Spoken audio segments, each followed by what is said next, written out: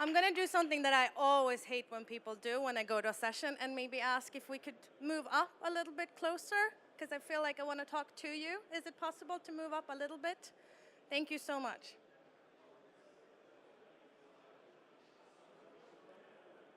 And if someone really wants to stay in the back, of course, feel free. Can you see me if I'm standing on the floor here?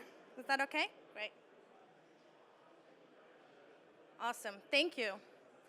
Okay, so thank you so much for coming. I just noticed that there's a rate this session outside here, like they have in the security check-ins. You know, like how was your experience in the security check-in? No pressure whatsoever.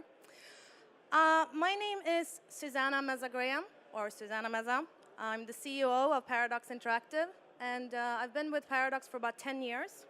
And so this whole session is going to be based off of my experience during those 10 years and how we've always tried to move into the next natural thing for Paradox, how we've always tried to move into what makes most sense for our gamers so that we can continue our growth. So hopefully you'll be able to get some inspiration, learn something from our journey, and if you have any questions afterwards, I'd be happy to answer them. So I came into Paradox just as we were transitioning from being a developer to being a publisher. That was about 10 years ago. And we were quite strong developer. We had a small core audience. And this was very much a needs thing. And I'll go into that a little bit more after. But my main focus when I came in was to build the marketing and PR unit of the publishing business. But at the time, we were about 3 people in the publishing section. So as you know, when you're 3 people, you do pretty much everything. So it's like printing boxes and making sure that the shipping orders were in order and everything that you can imagine on the publishing side. So we helped build that. Once we went into digital distribution, I was also very heavily involved in that until the time that we separated the 2 companies and they went on to continue their own business. I also set up the US office, the first incarnation of our US office. And now I work very much with the organizational growth at Paradox, also our operations across the entire company, but very focused still on the publishing side and our leadership at Paradox. Because as you grow, we're about 168 people now. Leadership becomes a very, very important part of your growth. So that's just a little bit about me so that you know why I'm standing here talking to you. As a member of the Paradox family, you get to do a lot of different things. But that's why we love this industry, right? That's me in the blue magica robe there. So a little bit of everything every day.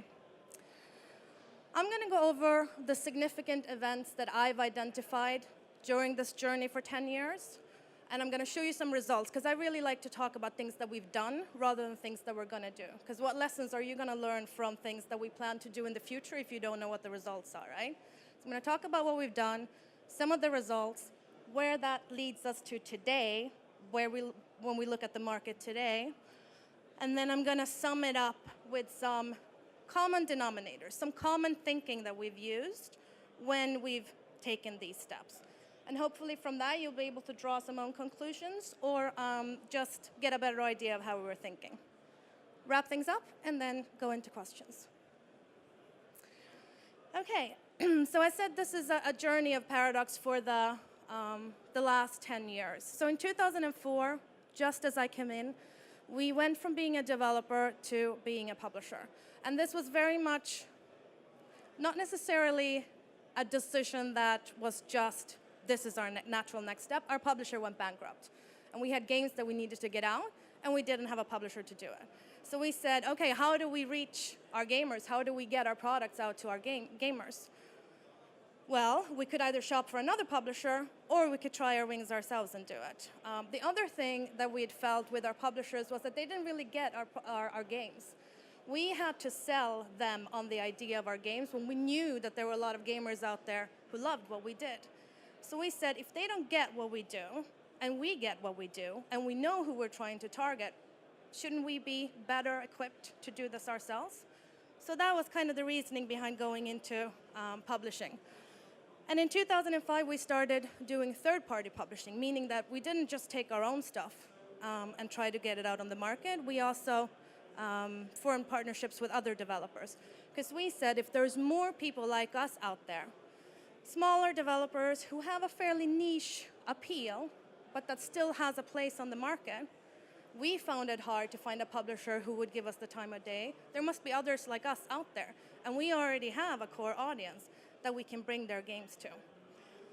And if you remember back in these days, it was also very much, if you're not huge and you don't have huge budgets and you work with AAA, you weren't that relevant. So that's how we felt that there was a place for us. Okay, so what happened? The first couple of years, we were trying our feet. We did some great things. We did some things that didn't really work out that well. But from 2008, approximately, we started to seeing pretty consecutive growth in the company. Of course, this isn't only because we went into publishing, but it kind of set us on our journey, and it's been a consistent part of our business since. Today, there is a lot of people doing publishing for smaller and mid-sized gamers and players out there. I was talking to someone from Big Ben Interactive, for instance, here, who's also starting to get into publishing now. So these are just a couple of examples. Publishing today is more common. It's not just the big publishing houses that are doing it. So that means, obviously, that you need to think about what are the next steps. If you don't have a competitive advantage anymore by targeting the smaller guys that nobody else is doing, what do you do next? Okay, so for us, we had two parts of the value chain now. We were a developer, and we had the publishing side. But the distribution side, we were still in the hands of our distributors. And we felt that we had great distributors in some of our core territories, but we also had gamers in random places like Argentina or Zimbabwe or wherever it could be. And we knew that with our size, we would never be able to build up a strong distribution network in the entire globe. And we would get emails from our gamers saying that the only way we can play your games is to access them on some pirate site or access them illegally. How can we give you more money? And so that was the challenge that we were faced with. Oh, sorry. There we go. And we decided to start our own digital distribution platform, primarily to get our games out to our gamers. But this meant that we could also do some experimenting.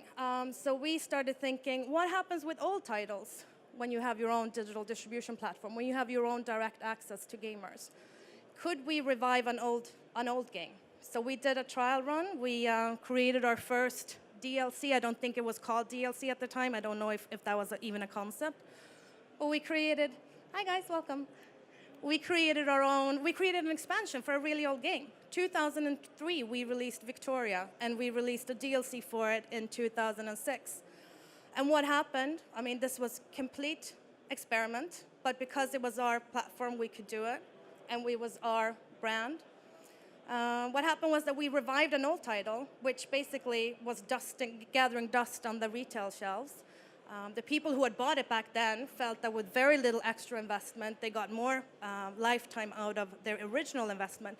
And we brought new people into an old game that basically didn't have a long tail anymore. Okay, so back then, I don't know if you remember, if any of you were working in the industry at that time, but people were saying that big CEOs of retailers were saying that digital distribution is going to take 10 years. It's not going to take off. It's going to be very hard for the industry to adapt or adjust to this new model and this new mindset. This is the penetration of digital distribution for Paradox. For us, it went quite quickly. I know that it took longer for some people in the industry, but clearly it didn't take 10 years, right? Nowadays, I found a survey. What happened with the animations? Let's see. There we go. I found a survey. Again, you have to be a little bit, take all the surveys and the reports that you find with a grain of salt, that said that, I think this is very sensitive. I talk too much with my hands. That digital download represents 92% of all PC game sales around the world. So whether or not you believe this, I think that we can all agree that digital download is definitely a huge, huge chunk of the digital PC sales around the world. So, what was our next step then? So we had, in terms of the value chain, development, publishing, distribution. What was our next step? Okay, one thing that we wanted to do was increase our creative control, but also our direct access to our gamers. We were still working very much through middlemen unless they were buying directly from our platform. And so we started looking into having a larger portion of own external IPs in our portfolio. So not just our own studio, but also the external studios that we were working with. We wanted to get in earlier, have a more creative say in how that game or that brand was being developed. Sorry. Let's see. I'm going to do this. I'm going to put this down while I'm talking, and then. Another thing that we did was we started dabbling into broadcasting. That we felt was a really direct way to reach our gamers. So in 2011, we started working more with YouTube. We started working more with streaming. 2012, we started hiring people specifically to do content for us internally, because that was an excellent way for us, again, to cut out the middleman. We didn't have to explain our messaging to someone else and then have them translate it into the gamers. We could actually do it ourselves without having that intersection in between. Another step that we took was that we opened a couple of new studios. So we didn't just have the grand strategy development in-house, but we opened a couple of new studios that could branch out and do more action-oriented games or other types of games. I'm not even touching it. There we go. And then the last thing, which is a fairly new thing, is that we implemented something called Paradox Accounts, where we basically... Last time I do this, after this you remember the...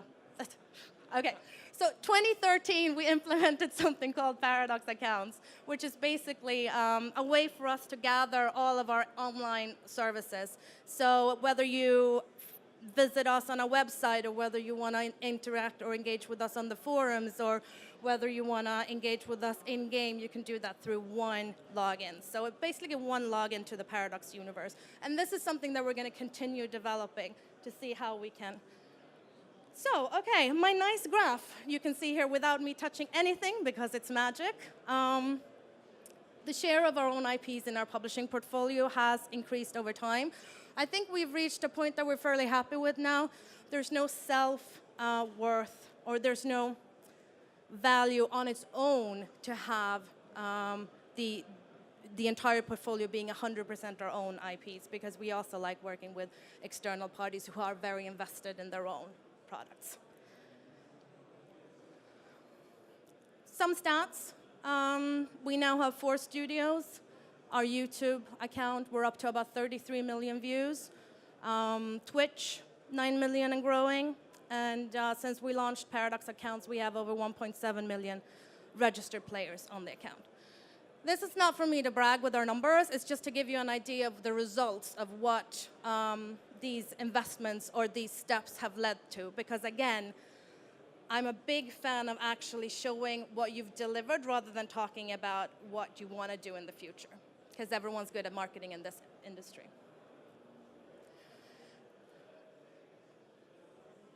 Now, the last point I wanted to touch on, which is actually, I don't know if you saw the original graph, the baseline of these 10 years has been our community development and our customer interaction, or our gamer interaction as we call them. And we firmly believe that if you have a strong community, you have a strong company. That's not to say your community should make your decisions for you. You should be very clear on your direction and your vision and where you're going, but you can involve them in areas where you want their feedback. After all, they're the ones who are going to buy your stuff. They're the ones who are going to play it. What better people to tell you what it is that they want? Our CEO has, I'm going to keep an eye on this now. Our CEO has he has an expression that he likes to say, which is, if you'd asked Ford, if General Ford had gone out and talked to his, the target audience, if you will, and asked them what they would like in terms of improvement, they would have said a better cart, faster horse, or whatever. but they wouldn't have asked for a car because there was no such a thing as a car. So sometimes you have to show your gamers what it is that you are targeting for before they can actually give you a valid opinion. I've just taken a couple of examples from our forum, a couple of active threads. This is your customer data right here. This is your intel. Talk a lot about big data in the industry today. This is exactly how you're going to get it from engaging with your consumers. The trick for you then after is to distill what is actually going to lead to them buying your stuff or what's just loud opinions. When we released our first DLC, people said, hell no, we're never going to pay for this. Are you guys going nuts? We want to buy our stuff in box. We want to have a CD on the shelf. Are you guys crazy? And sales went through the roof because they had no idea of envisioning what it was that we wanted. So, very strong customer focus, and for the sake of this presentation, I've called them customers, but we always refer to them as our gamers or our fans. Right. So before I go into the next slide, that's just a really brief summary and overview of some of the bigger steps that we've taken as a company to get where we are today. Of course, there's loads more other things that have been done on the development side, etc. But the big overview are those milestones. And now I wanted to share with you some of the thinking behind how we took those steps and some of the common denominators. If I can get this presentation to work. Okay, so we've always worked off of need. So we've always looked at what our needs have been and then tried to identify the ways to get there. And so one of the needs that we had was to increase our direct reach to our gamers. I talked to you about publishing. We needed to get our stuff out there so that our gamers could actually buy and play our games. One of the main things that we've done is we've tried to identify and stick to our target audience. In this industry, I find that there are so many people that want to sway you in different directions. You should be here because we have 30 million gamers over here, or all the important people in the industry are congregating over here. And we've always tried to stay clear of that and just say, but where are our gamers based? Where are the people who are going to play our stuff based? We would much rather focus on areas or channels where we can be big and dominate rather than being somewhere where we have maybe 5% share of voice. So we've really tried to be disciplined about that. And then removing as many individual obstacles as possible between yourself, your game, and your gamer's ability to pay for your games. I feel like this has been an evolution in the games industry. We talk much more about business now. When I started, business was very bad. It was very bad talking about money. It was bad, bad, bad. And now with a lot of the new business models that have come out, the awareness that you can create a win-win situation, because if you get income for the stuff that you do, you can continue developing your games, and ultimately your gamers will benefit from that. There's a bigger awareness that, but there's still a lot to be done. There's still a lot of small things that we can do to remove these individual obstacles, whether it's highlighting where the actual buy button is. I can't tell you how many newsletters I've received where I'm like, well, what am I supposed to do with this? There's no call to action. So that's definitely been one of our key success factors. Okay, the next need that we identified was to increase our gamers' loyalty. Make it worth your while for them to stay, make it worth their while for them to stick with you in the long run. Can I just see what time it is? No. Be generous with what you can be generous about. Sorry about the presentation jumping back and forth. Be generous with what you can be generous about, whether it's game code, whether it's your time, whether it's attention, whether it's them being able to engage with you. But if you can make it worth their while to stick with you during a long period of time, they will also tell you what they would want you to do in the future, and also, honestly, forgive a lot of the mistakes that you make. We've definitely done our fair shares of mistakes and released less than stellar products. But one thing that our gamers know is that we stick by our products. As long as they stick by us and our products, we stick by our products. Europa Universalis 2 received 18 patches. This was during the time when retail was all that mattered. So when that game wasn't even selling anymore, our developers were patching it up to 18 times because they knew people were enjoying their game time with it. That kind of stuff definitely feeds loyalty. And that was funded by return of investment on other products. Share your business strategies. Again, don't let your community or your gamers tell you how to run your business, but share your thinking. They might not always agree, but they'll understand where you're going. And find ways for them to voice their opinion. Could be small, it could be big.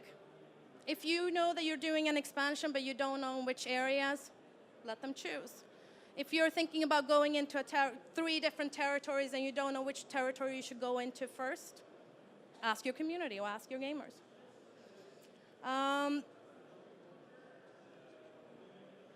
We've found it extremely fun and useful to have people engaged with us as people at Paradox, or the persona Paradox rather than the corporation. Most of you have a story of why you're in the industry, whether you're a publisher or you're a games developer. Most of you have a story of why you got into the industry and why you're still in the industry. Share that. Make it into a story that people can relate to, because they'll be much more loyal to you and much more engaged if you also give of yourself rather than just have this corporate front. And then the last one is create a variety of channels to let your gamers interact with you. If you're one person, you might have one channel because you don't want to spread yourself too thin. But what we found is that as we started adding more channels for our consumers or our customers to communicate with us, we were able to engage with other people. Not everyone were interested in engaging with us on the forums. But when we launched our Facebook page, all of a sudden people who were playing our games that we had no idea about started communicating with us. Or whether it's streaming or whatever it could be, whether it's meeting people at an event like this. All right, so you already seen slide number 3. I talked a lot about increasing the creative control and the return of investment. So general rule of thumb is that the larger the risk you take, the bigger the potential upside.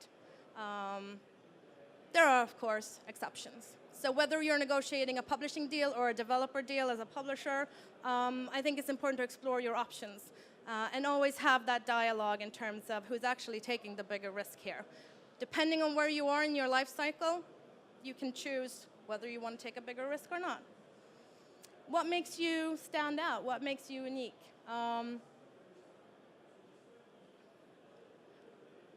We've made a point out of staying on track and trying to be very, very strong in what we do. We do PC, and we're very strong in the grand strategy genre. So we've tried to stay the course. We've added stuff along the way, but we've never forgotten what our core business is, what our bread and butter business is. And that experience gives you influence. So I think that's something to be considered when the next next big thing in the industry is, whether it's Facebook games or MOBAs or whatever, and everyone's running in that direction. Remember that if you've stayed the course and you have some experience, then you will be able to have more influence in your dialogue with your potential stakeholders and partners later on. And organic growth has been extremely important for us. We haven't looked at some of the bigger guys out there and said, we want to be there. We've always taken the next natural step. We were a developer, we went into publishing. Once we were okay in the publishing side, we started distributing. Once we were okay in the distribution side, we started developing in other areas. That's definitely been a core success for us. So to wrap up, if we listened to everyone who said that PC were dead back in the days, we definitely wouldn't be here today. If we had listened to all the people who said that a Swedish company could never become a publisher in the US, we definitely would have had a different story. But we followed our gut, we followed our instinct, and we followed what we saw. we saw that people were playing PC games, so we didn't care if trend analysts said that PC were dead. I think that's really important.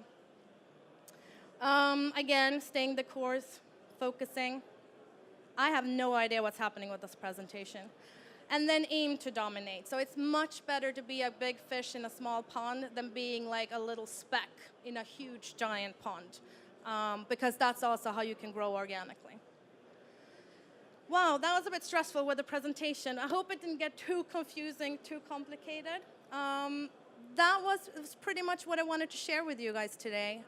And at this point, I guess we can take questions. I've put my email address and my Twitter handle in the presentation as well. If anyone wants to contact me afterwards, feel free. Thank you, Susana. Thank you. Very interesting new gameplay with the slides. Yeah, I don't know how. Multitasking on the Yeah. Okay, I've not seen a lot of tweets here. Maybe I'm not. That's right. That's right. So, anybody here having some questions for Susana? I think can find someone. Oh, yes, please. Thank you for the presentation. I'm coming from Turkey, Istanbul. I would like to ask you, why didn't you choose to focus on casual, social, and actually you said that in your presentation, but can you explain a little bit? Yeah. I think we've always tried to go from what we have rather than what we don't have. And the fact of the matter is, as we started as a developer, we weren't doing casual games. We were hardcore PC strategy. In fact, the reason we were having so much problem with publishers was because there was no genre that they could put us into. We had to create our own genre. And so that's the reason, that's where we came from. And we felt very strongly that in order to do a good job, we need to focus on the games and the development that we want to play ourselves. So we felt that games that had that depth, replayability, one of our best-selling games has an average time of 90 hours played, and over 1 million people have bought the game. So it's games that engage, and that's the reason we didn't go into casual, because that wasn't where our heart lied or where our expertise lied. We're trying to branch out in the sense that we want to make our games more accessible, right? You shouldn't need to have a master class at Harvard to be able to understand how to play our games. So that's how we're trying to make our games more accessible. And we've managed with some of our latest releases. But I think you'll never see us make like a casual Facebook game. There are other people who do that better than us. We are, however, looking into, can we get our stuff onto tablet? We do have a couple of releases on console, but it's still very much the essence of what Paradox is. Niche, engaging, high replayability rather than the stuff that you pick up on the bus maybe and play for a couple of minutes. Thank you, Zena. Another question, maybe? Yes.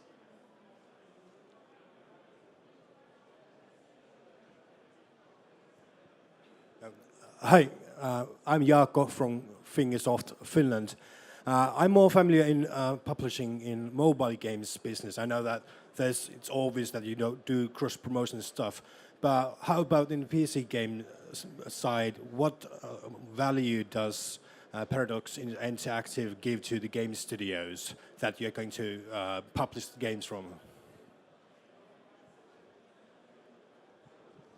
That's actually a really good question. And as you can remember from the slide that I put up there, a lot of people are going into publishing these days, so you have to be really clear on your offering. I think, first of all, the offer that we give is we sign games that we think are suitable for our target audience. We have 1.7 million registered Paradox accounts. We have a forum of over 800,000 engaged users, the number of players that we have on Steam.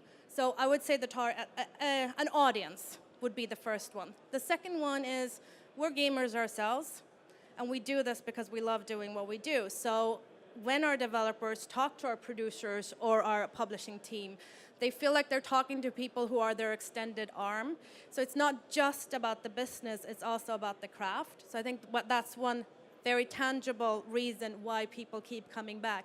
And to be honest, looking at our budgets and looking at our results, big bang for the buck has always been, a selling point for us. So you don't need to have the AAA $100 million titles to actually be able to reach through the white noise. That's another thing. And I could go on and on, but we have, we always have this dialogue, and we always say, be very, very picky. Ask questions. Ask those questions. What is it that you guys can offer us? I mean, you've invested time, money, and effort into developing a game. Of course, you want to know that it ends up in good hands. And that's where the discussion about who takes the biggest risk, et cetera, comes in as well. And I think that whenever we want to sign with a developer, we always ask them to talk to other developers that we've worked with.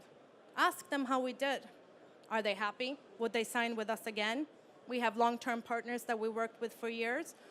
That's where you can get your information in terms of what the value that as you offer as a publisher. Does that answer your question? Yeah?